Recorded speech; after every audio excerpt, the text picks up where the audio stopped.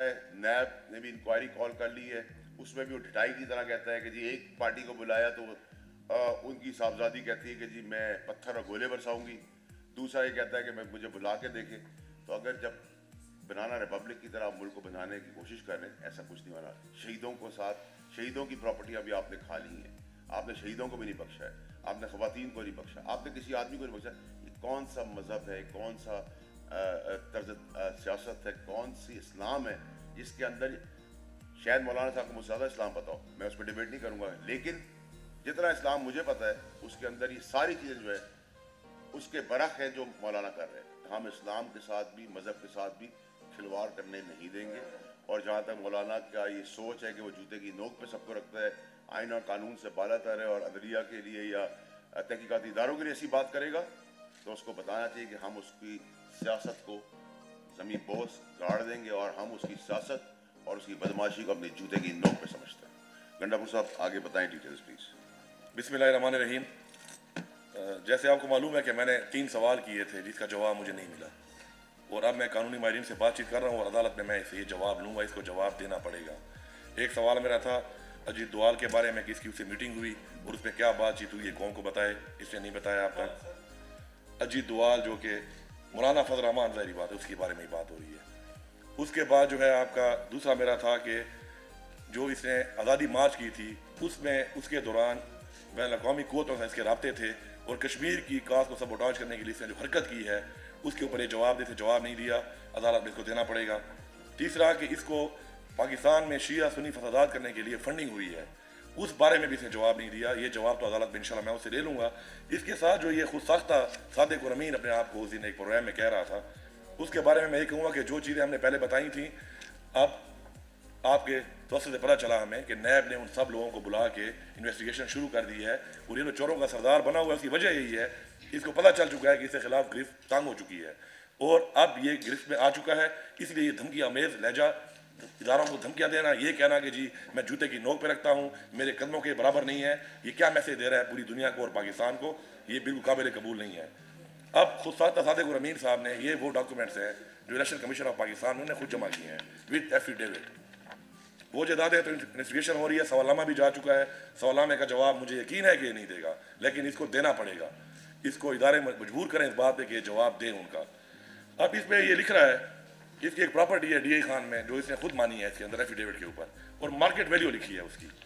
ये इसका एक DI खान में एक 40 कनाल के ऊपर एक बंगले, एक नहीं बंगलात हैं इसके, 6 बंगले हैं इसके, और उन 6 बंगलों में कौन रिहायश पजीर है, उसमें एक ये खुद है, एक में इसके वो 2 बेटे जो कहते हैं हमारा कोई कारोबार नहीं है, इसमें 2 इसके वो भाई जो कहते हैं हमारा कोई कारोबार नहीं है, और एक इसका वो भाई के जो TNT में भर्ती हुआ, पाकिस्तान की तारीख में एक ऐसा अफसर जो TNT का मुलाजिम था और वहाँ से DMG बन गया, और कैसे बना वो भी ये जवाब दे इस बात का, और जिन हुकूमतों ने बनाया उसको वो भी जवाब दें इस बात का कि क्या थ्रेट थी, यही ब्लैकमेलिंग और बत्ताखोरी जो मौलाना करता रहा है हर हुकूमत से, उसी के सबब ये बना। ये अब ये उसमें लिख रहा है, उन 6 बंगलों की कीमत ये लिख रहा है 2.5 मिलियन, 25 लाख रुपए। अब मैं आपको शेयर कर दूंगा वीडियोज उनकी बार बार से, और आपसे ये दरख्वास्त है कि आपके चूँकि मौजूद हैं हर जगह पे नुमाइंदे, अंदर जाके इसको अपनी ये तलाशी देनी पड़ेगी, क्योंकि तलाशी वो नहीं देता जो चोर होता है, और अगर ये चोर नहीं है तलाशी दे। आप इन बंगलों को जाके चेक करें और एवेलिएट करें इसको कि क्या ये बंगले 25 लाख रुपए के हैं, आपको पता चल जाएगा कि कितना सादिक और अमीन ये शख्स है, खुद साख्ता जो बना हुआ है। दूसरी इसकी प्रॉपर्टी, एक और बंगला इसने, 2 बंगले इसके शो किए अब्दुल खेल अपने गांव में, उसकी वीडियो भी आप देख लेना। एक बहुत बड़े हाथे पे एक कवर एरिया में वो 2 बंगले बने हुए हैं और कीमत लिख रहा है उसकी 15 लाख रुपए। तो ये कौन सा ठेकेदार है, ये कौन से बंगले हैं जो इतने कम पैसों में बनते हैं। फिर नीचे लिख रहा है अपनी फर्नीचर की वैल्यू, ये इसकी अपने डॉक्यूमेंट्स है जो जमा कराए हैं 60,000 रुपीज़। आप जरा चले जाएँ मौलाना साहब के अपने ड्राइंग रूम में, जो एक कुर्सी से बैठ के इंटरव्यू देता रहा है कई दफ़ा, ये उस एक कुर्सी की कीमत भी 1 लाख से ऊपर होगी, और ये 6 बंगले और फिर ये 2 बंगले और उनके अंदर फर्नीचर की टोटल कास्ट 60,000 रुपये। ये कौन से एक मजाक है? तो पहले तो इसका ये जवाब दे।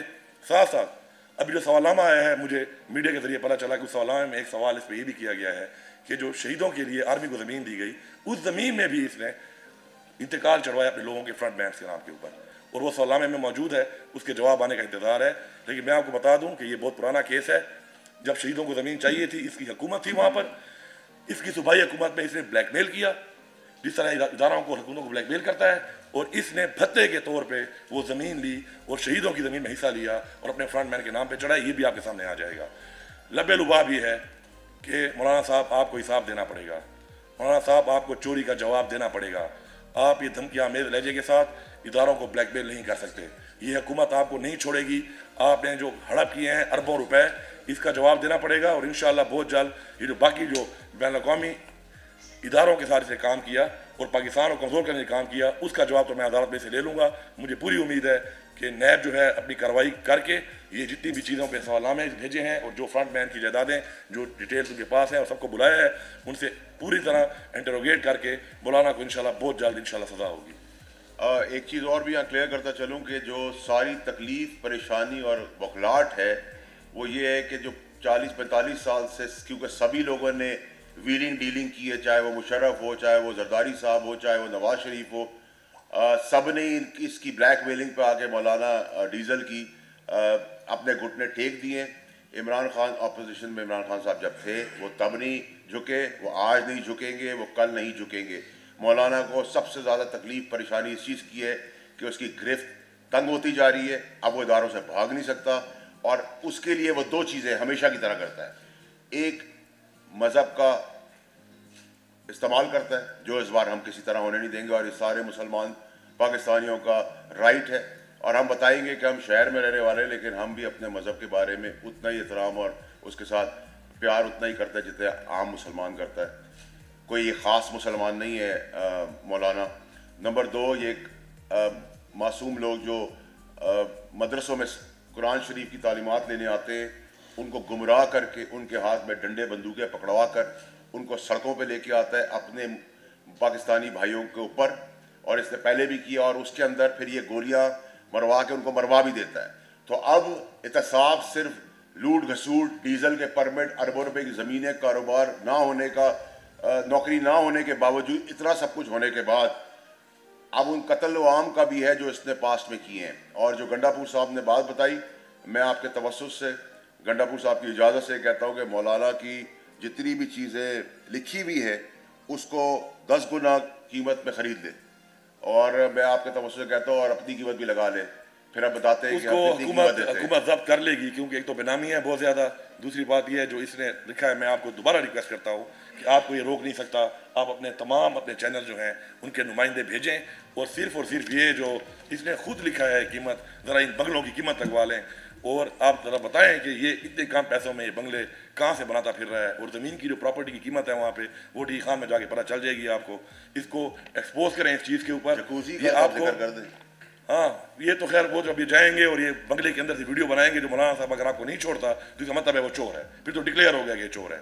और अगर आपको छोड़ता है तो ज़रा देख लेना, ये 60,000 रुपये के फर्नीचर के हिसाब करते हुए ज़रा मौलाना साहब के वाशरूम में वो 10 लाख से ज़्यादा कीमती जो चकूदी लगाई हुई है इसे, वो भी देख लेना कि वो 60,000 में आती है या कितने में आती है। तो ये सारा आप करें, इसको एक्सपोज करें इसको, और इदारे जो हैं उनको धमकियाँ जो दे रहा है, मेरी पूरी कौम को मेरा मैसेज है कि इदारे की धमकियों में मजीद नहीं आएंगे और इसको एक्सपोज करेंगे और इसको जल्द सजा होगी इंशाल्लाह। आखिरी चीज़ जो आपसे जिक्र कर रहा था, देखिए आपकी बड़ी इंपॉर्टेंट रोल है, चाहे वो हमारे लिए या किसी के लिए भी हो, कि 11 पार्टियां PDM के अंदर समेत मौलाना के जो नैनी और आया का किरदार अदा कर रहे हैं आजकल, हम अपने बच्चों के लिए रखते हैं परवरिश करने के लिए, मरीम नवाज़ और बिलावल के लिए।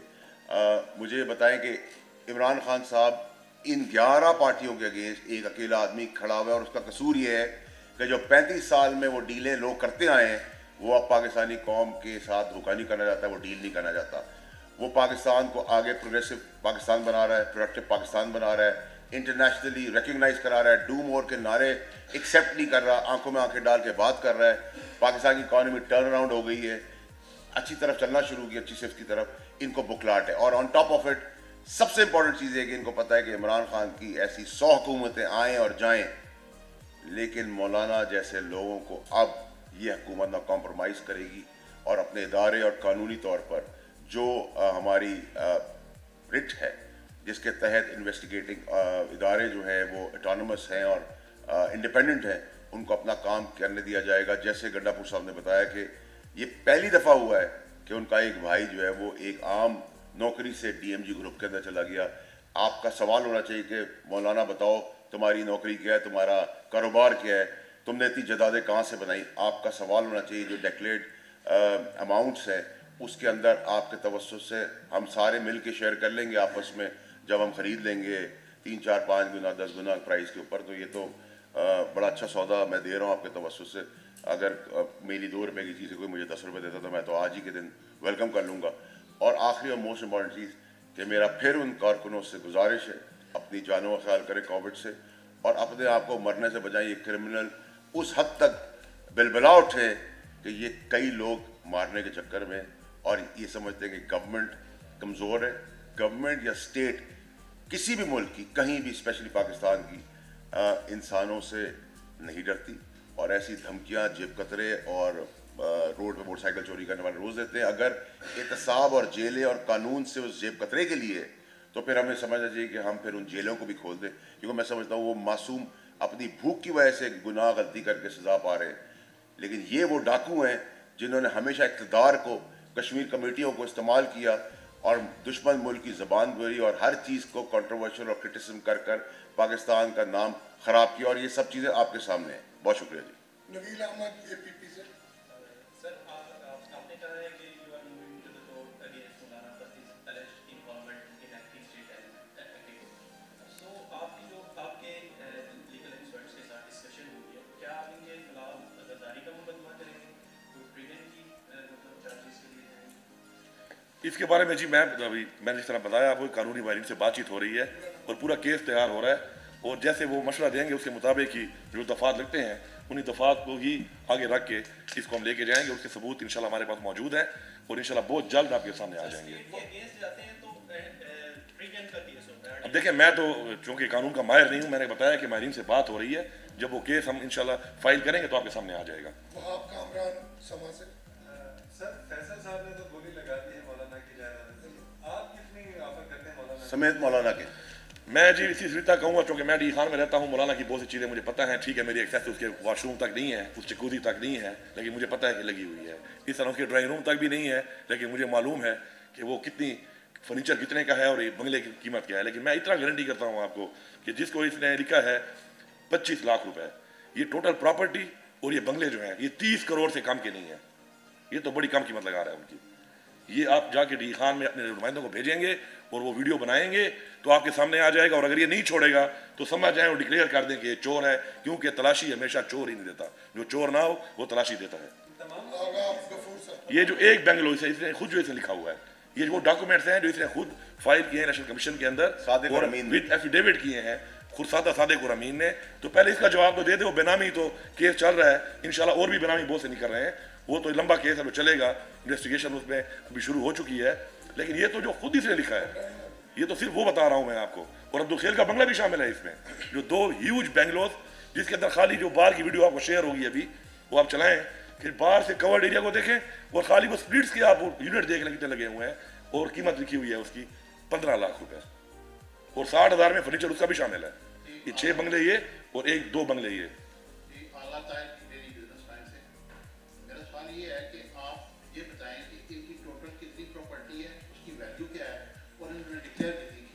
ये जनाब, ये जो हमने लास्ट टाइम प्रेस कॉन्फ्रेंस की थी, जी जी जी, एक ये बताएं कि जब ये इन्होंने धरना दिया था तो किस डील के तहत ये यहाँ से उठे थे, वो अभी तक आवाम को नहीं पता। वो वही डील है। थर्ड ये है कि मौलाना साहब को के खिलाफ अभी आप नैब में जा रहे हैं, तो 2.5 साल तक हुकूमत कहाँ से, उस वक्त उनको नजर नहीं आ रहा था कि मौलाना साहब ने गैर कानूनी जायदादें बनाई हुई है। सबसे पहले तो देखिए जी, आपके सवाल का जो जहाँ तक नैब की आपने बात की है, नैब ऑटोनमस इदारा, इंडिपेंडेंट इदारा है, उसने 2.5 साल लगाए हैं उनकी सब चीज़ें तफ्तीश करने तक। नंबर 1, गवर्नमेंट का इसमें कोई रोल नहीं है। नंबर 2, आपने कहा कि उनकी कितनी जायदादें जो गंडापुर साहब बता रहे हैं, लेकिन इसमें दुबई की अरबों रुपए की प्रॉपर्टियाँ अलग, वो भी ढूंढ रहे हैं अभी हम, इंशाल्लाह वो भी बहुत जल्द सामने आ जाएगी, हम काम कर रहे हैं उस पर। तीसरी चीज़ जो आपने कही कि मौलाना साहब का जो व्हीलिंग डीलिंग थी धरने की पिछली बार की, मौलाना साहब जिस डील के तहत गए थे वही डील इस बार उनको प्लेट में मिलेगी कि वो जलील और रुस्वा हमेशा की तरह होंगे। और जैसे वो खुद गए थे, अपनी मर्जी से वो आए थे, अपनी मर्जी से वो गए थे। और let me add one thing, हाँ, इसी तरह वो आएंगे और जाएंगे। इसमें ये जो है इन्होंने पैसे लिए, नून लीग ने पैसा दिया, पीपल्स पार्टी ने पैसा दिया धरने में, उनके साथ तो लोग अभी बचे नहीं हैं, आने को तैयार है कोई। ये मरसे के बच्चे उठा के यहाँ पे ले आया, यहाँ पे 1 अरब रुपए में इसने बचत करके एक एफेड में बंगला खरीद लिया, जिसमें बैठा होता है और इंटरव्यू दे रहा होता है, कोई पूछे इसे कहाँ से लिया है, तो बाकी पैसे ख़त्म हो रहे थे, तो जब पैसे ख़त्म हो रहे थे वो दे नहीं रहे थे, तो मौलाना साहब ने यहाँ से कूच किया और वो जो 18-20 करोड़ रुपए उसने कमाए इसने, उसमें एक बंगला खरीद लिया। उस बंगले का भी हिसाब मांगेंगे क्योंकि वो भी इसको शो करता है कि नहीं करता, अपने आने वाले अभी डॉक्यूमेंट्स में वो पता चलेगा। ये जो डिटेल है ये वो सारी डिटेल है जो आपसे पहले शेयर हो चुकी है। इसमें सारे वो फ्रंट मैन हैं जिनको अब नैब ने बुला लिया है और इन्वेस्टिगेशन शुरू कर दिया उनके ऊपर। वो लोग ये बताएंगे कि अगर ये जायदाद मौलाना की नहीं है तो आखिर उन्होंने कहाँ से ली है। उनको तो मनी ट्रेल शो करनी पड़ेगी, तो अगर वो मनी ट्रेल शो नहीं करते तो मैं समझता हूँ कि ये जायदाद जब्त होनी चाहिए। और इस जायदाद में भी जो रेट लिखे हुए हैं ये रेट बहुत कम है। जिसका लिखा हुआ है 3 करोड़ वो कम से कम 13 करोड़ की है, जिसका लिखा हुआ है 2 करोड़ वो कम से कम 12 करोड़ की है, जिसका लिखा है 5 करोड़ वो कम से कम 20 करोड़ की है। वो सारा कुछ भी हम रिकॉर्ड मुहैया कर रहे हैं। और जो अकरम दुरानी ने फ्रंट मैन बन के अटक में एक 1800 कनाल के ऊपर एक इतना बड़ा एक शिकारगाह बनाई हुई है और दुबई में 7 बिलियन रुपये उसने इन्वेस्ट किए हैं, उसके डॉक्यूमेंट भी हम निकाल रहे हैं इंशाल्लाह, वो भी हम सामने लाएंगे। मौलाना धमकियां देकर ये ना समझे कि वो धमकी देगा और धमकी देके वो ये समझता है कि हम उसको छोड़ देंगे। ये धमकियां नहीं चलेंगी, ये ब्लैकमेलिंग मजीद नहीं चलेगी, बत्ताखोरी नहीं चलेगी। शहीदों की ज़मीन इसने भत्ते से ली है और नैब के सवालनामे में वो शामिल है कि बताओ कि तुम्हें ये ज़मीन क्यों ट्रांसफ़र हुई है। ये जवाब अगर नहीं देता तो समझे चोर है। 24 तारीख को टाइम दिया हुआ है उन्होंने, आपके सामने आ जाएगा। Thank you. ये बताइए कि हम उनसे सवाल कर लेंगे, आप अपने बारे में बताएं कि गुज़श्ता रोज़ वज़ीर-ए-आज़म इमरान खान की ज़मीन रेगुलराइज हुई है और 106 रुपये फी मरबा फिट के हिसाब से हुई है। अपोजिशन आप पर भी इल्ज़ाम लगा रही है कि मौजूदा वज़ीर-ए-आज़म खुद अपनी ज़मीन कम रेट पे करवा रहे हैं और इल्ज़ाम आप दूसरों पे। और साथ ही फैसल वाडा साहब से ये सवाल है, 7 माह तक आपका केस अदालत में है दोहरी शहरियत का, उस पर आप जवाब नहीं दे रहे होते। साथ मालम जब्बा जैसे इशूज़ या फिर BRT पेशावर जैसे केसेस ये चल नहीं रहे आपके अपने हुक्मरानों पे। जब केसेस नहीं चलेंगे तो फिर अपोजिशन पर कैसे आपके सिर्फ ये क्या सियासी मामला नहीं आगे चला रहे, सियासी तौर पर उनको दबाने की कोशिश नहीं कर रहे? देखिए जी, जहाँ तक आपने मेरा सवाल किया, मेरा जो भी केस है वो कोर्ट में चल रहा है और कोर्ट का सब एहतराम करते हैं। ना मैं कोर्ट को धमकी लगा रहा हूँ, ना मौलाना की तरह बदमाशी कर रहा हूँ, ना किसी से भाग रहा हूँ। नंबर 1। नंबर 2 ये कि मौलाना नैब में चले जाएँ या कोर्ट में चले जाएँ, गंडापुर साहब ले जा रहे हैं, कोर्ट जाने और मौलाना जाने, वो उनको सादिक अमीन कह देते हैं, हम सादिक अमीन मान लेंगे। वो उनको चोर डिक्लेयर कर देते हैं, हम चोर मान लेंगे। नंबर 1। नंबर 2 ये कि जो जहाँ तक आपने कहा अपोजिशन की बात, अपोजिशन को हमने कहीं नहीं कहा, हम तो बचपन से ही कह रहे हैं कि ये चोर है, बेईमान है। लेकिन अब तो कन्विक्शन जो है वो कोर्टों ने दी है, तो कोर्टों का तो एहतराम आप पे भी लागू है कि कोर्ट ने नवाज शरीफ को कन्विक्ट कहा है, भगौड़ा कहा है, मफरूर कहा है, तो ये मैं तो नहीं कह रहा हूँ, तो कोर्ट ने कहा है, इश्तिहारी कहा है, कोर्ट ने कहा है। कोर्ट हमारे लिए जितने कह देगा उस दिन आपका सवाल बनेगा, हम आपको जवाब देंगे इंशाल्लाह। Thank you. देखिए, ज़मीन का मामला मुझे नहीं पता गंडापुर साहब की क्या बात है या क्या वो मामला है।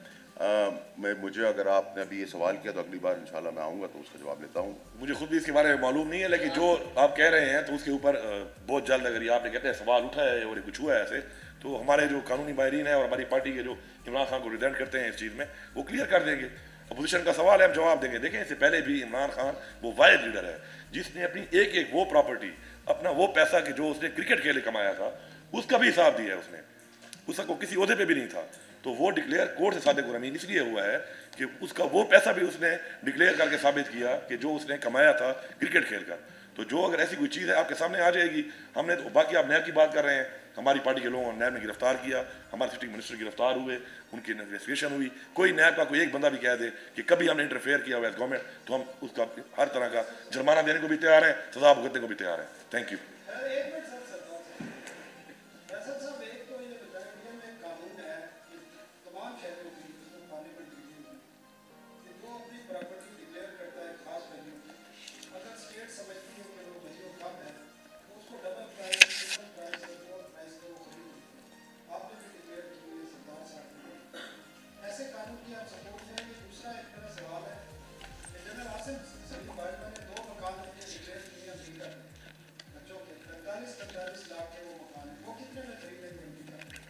आप मुझे चाह रहे हैं कि मैं इकॉनमी का सारा किस्सा अपने खाते ले लूं, तो मैं आपकी कारोबारी उसको बिल्कुल सराहता हूं। जो प्राइस आपने कानून की बात की, इंडियन कानून की, वो बिल्कुल ज़बरदस्त कानून है और ये कई और मुल्कों में भी कानून है और हम इसको सपोर्ट करते हैं। नंबर 2 ये कि उन्होंने जो बाजवा साहब ने जो आसिफ सलीम बाजवा साहब ने जो अपनी प्रॉपर्टी डिक्लेयर की, उनको भी आप डबल की मेरी तरफ से ऑफर दे दें। लेकिन मौलाना की चीज़ें मौलाना समेत 10 टाइम्स भी अगर लगाने तो लगा दें। और इसमें एक और चीज़ मुझे अगर ये ऑफर देनी है तो मैं भी इसमें मैं ऐड कर लूँ आपको, 2 चीज़ें होती हैं। एक आपका होता है डीसी रेट जो आप प्रॉपर्टी का लगाते हैं, एक होता है आपका मार्केट वैल्यू जो आप लगाते हैं, उसमें भी काफ़ी फ़र्क है। लेकिन ये जो मौलाना साहब ने अपने हाथ से एफिडेविट जमा कराया है, इसमें लिखा हुआ है बाकायदा कि मार्केट वैल्यू, इन्होंने मार्केट वैल्यू लिखी है 25 लाख और 15 लाख। तो बाकी अगर किसी और का भी इस तरह है तो बिल्कुल हर बंदे को अगर कोई नया सवालामा भेजती है, पूछती है, हम उसके हक में हम सपोर्ट करते हैं। लेकिन ये जो तरीका है धमकी आमेज, धमकी देने का, ब्लैकमेल करने का, इसके हम हक में बिल्कुल नहीं है। जवाब देना पड़ेगा, हर एक को देना पड़ेगा, चाहे वो मौलाना साहब हो चाहे जो भी हो। थैंक यू बॉस, बहुत शुक्रिया।